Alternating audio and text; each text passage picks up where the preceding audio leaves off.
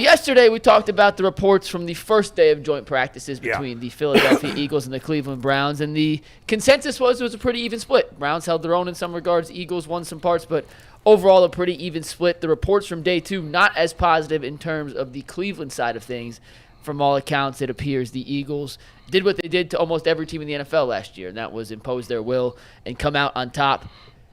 We didn't freak out too much yesterday, and Bull and G, you were here, Tyvis, you weren't, about the positive reports out of Philadelphia from the joint practice. Are you reacting negatively to the not as encouraging reports from day two? I'm not, guys, and I want to hear from you because I've said this a million times. I take almost nothing into practice and preseason from me. Obviously, there's value to it for the coaches, for the players, for the team. But as an observer, and as is not the case with you guys because you played and obviously Tyvis played in the NFL and G played high-level college football, I didn't.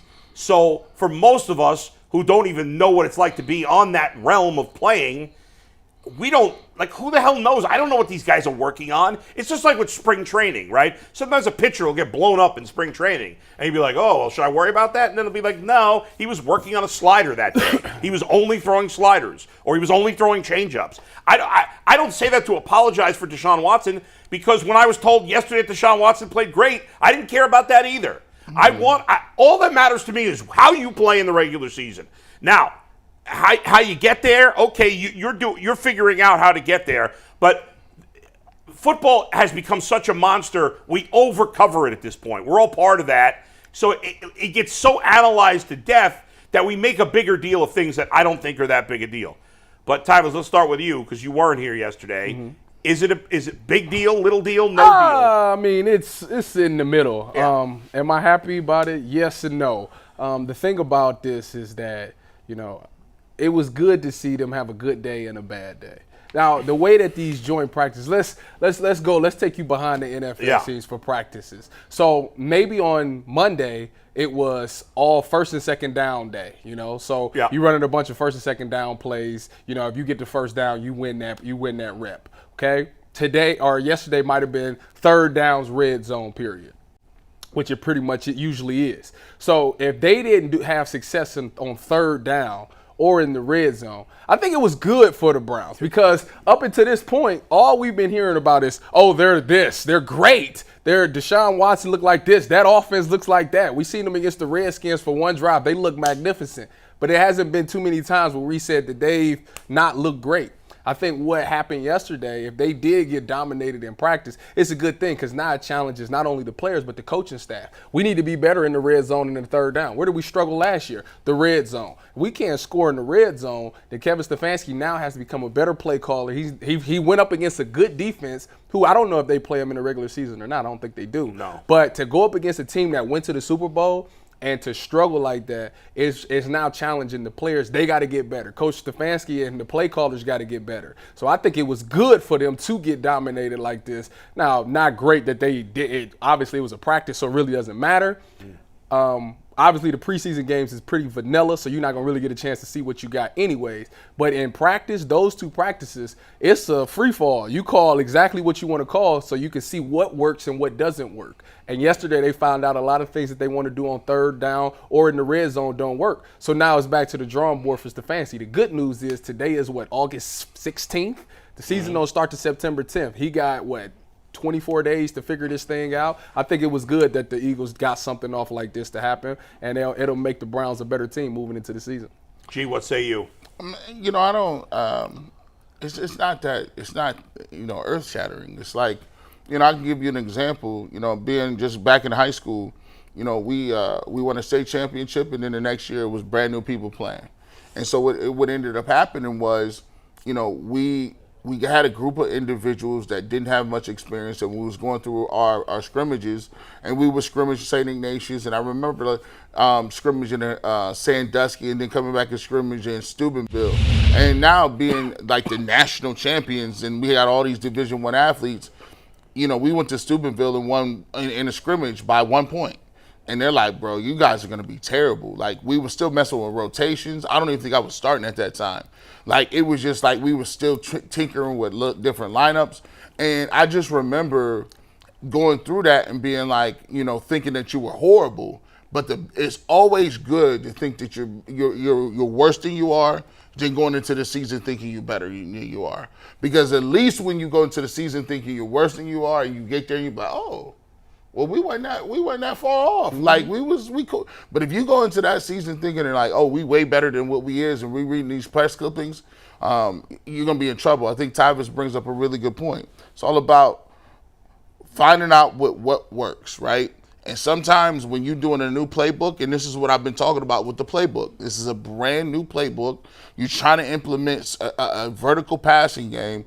You're doing it without your top receivers in there, and you're trying to do it against the Eagles. You figure out really quick, like, oh yeah, we thought this was going to be open. It's not. Let me get back. Let me go back to some different route combinations, right? Because there's all kind of different route combinations, like Tyvis. Mm-hmm. You'd be like, ooh, that route combination right there on the backside was not hot. Mm-hmm. We need to go ahead and do something else. Maybe we throw some motion in there. Maybe we'll throw another route in there. But the good thing about it is they got time to implement it. So there's a lot of what they do that cannot be calculated in a game, because in a game, you could just say, screw it, I'm going to just run the ball. I could just be physical. I could do a lot of things, scramble. But it takes a little bit of time and effort to do it 7-on-7. And plus, you can play the game, play a little bit. Like Tyvis said, some of it is situational football. They'll say, this is all 3rd and 5s. This is all 2nd and mediums. Yep.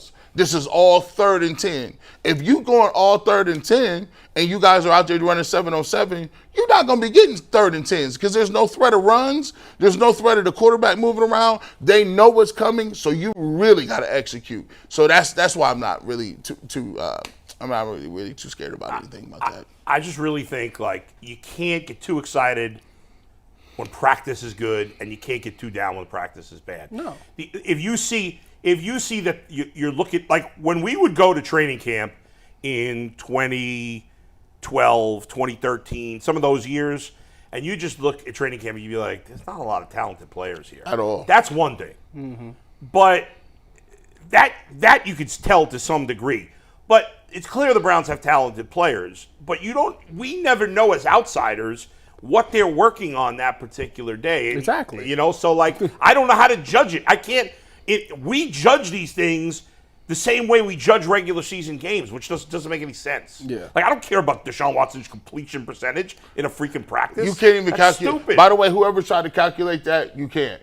Stop that. I know y'all was out there thinking about it. Stop trying to get cute. You cannot calculate 7-on-7 inside period what his completion percentage would be if it was a game. That was crazy. No, yeah. It's because you never know. Players go into practice with agenda. Okay, maybe for example, when I play DB, I would say, today what I'm going to do is I'm going to bail on every snap. I'm not going to press. I'm going to bail on every snap because I want to work on bailing. I want to work on the timing of my bailing. So if somebody completes something, we don't know if that necessarily is going to work because I'm working on something else. That's right. So it's sides. like that's why it's practice. Every player goes to practice like yesterday, I don't know. Yesterday, Deshaun Watson missed a throw or something like that. Well, today I'm going to focus on hitting that throw. So maybe in practice, it only showed up one time where he hit the throw that he really wanted to hit that he missed yesterday. Right. Like, that would be the improvement. So you can't – it's a lot that go into it for you to judge practice. But what I did like – the one thing that I did like, because I seen a couple of clips from practice that I seen floating on Twitter, was that I seen the young guys, the rookies. I seen Isaiah McGuire get a good pass rush rep. I seen DeJuan Jones go up against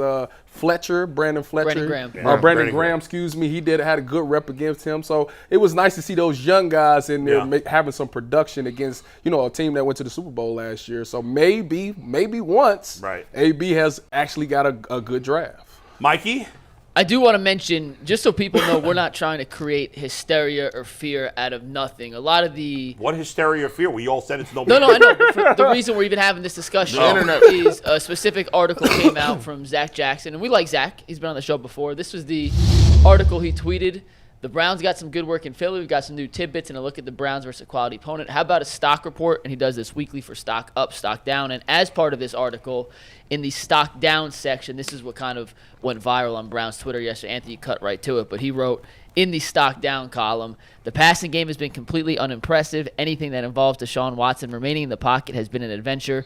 And not since early in the camp have we seen strings of consecutive completions in any 11-on-11 period. To Tyvis's point, we don't know what they're working on. So I think anyone who's getting too worked up about this is probably looking too deep into anything, good or bad, that comes out of training camp. You could spin training camp videos just like spring training videos, just like preseason, summer league, as good as you want it to look or as bad as you want it to look, and it just comes down to what you actually want to value there. And McNuggets, really quickly with this situation is when you look at baseball and spring training, there's a lot of guys in spring training that are veterans. They don't really play in spring training. There's not that much wear and tear in your body. I think the only guys that they worry about is pitchers and catchers, and even pitchers get hit around during spring training because what if they're trying to develop a third or fourth pitch, right?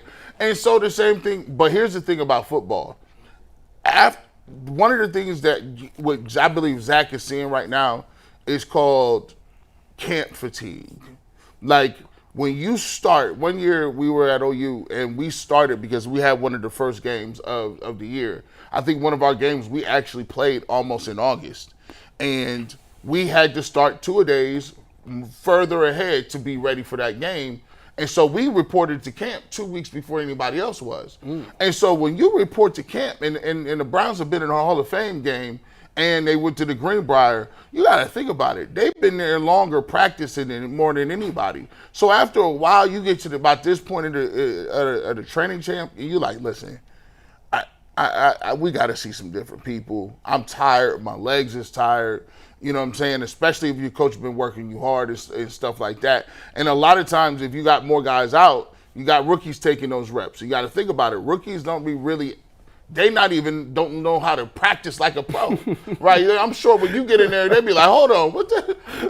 you practice Hey, chill. You got to calm down a little bit. Right. I get that you trying to make the team, but you got to chill out a little bit. Chill out, bro. You're doing too much. Be cool. By the way, speaking of August football, high school football starts this weekend. Yeah. That's crazy. I was supposed to call the games, but I can't do it in Columbus because I got to do the Big Ten thing. I mean, you can't call every game, Tyvis. I'm mad. You can't be at Big Ten. I'm sorry. Radio station, I literally enjoy doing football on every level. I did high school, college, you are the Nick NFL. Cannon of Ohio, man. Yeah, you got all these jobs. This dude came through. He do. Hey.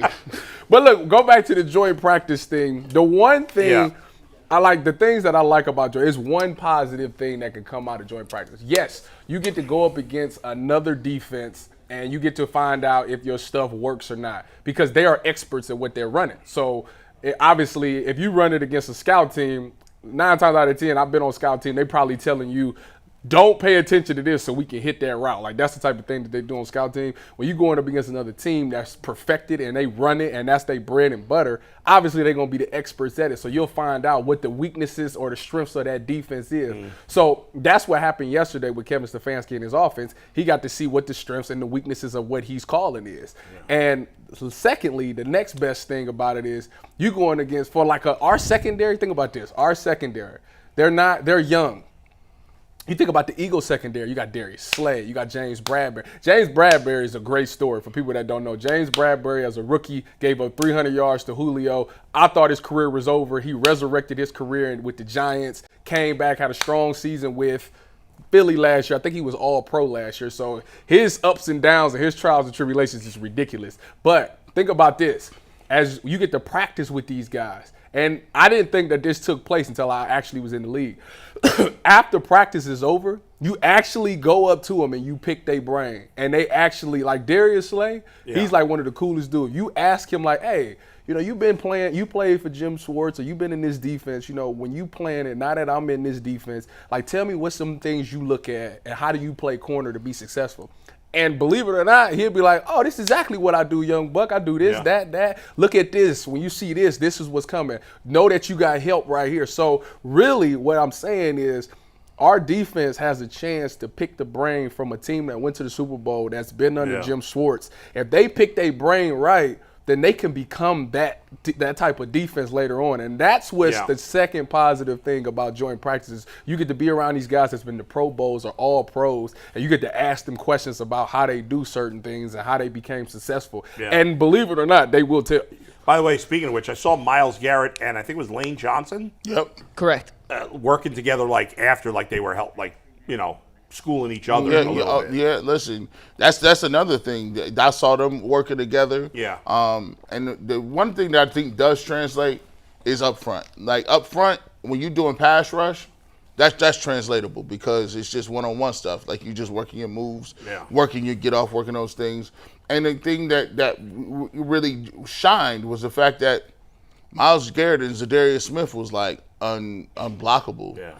That's the great part about it. Speaking of Myles Garrett, that brings us to our next topic. I know it's at least my answer, but go ahead, Mike.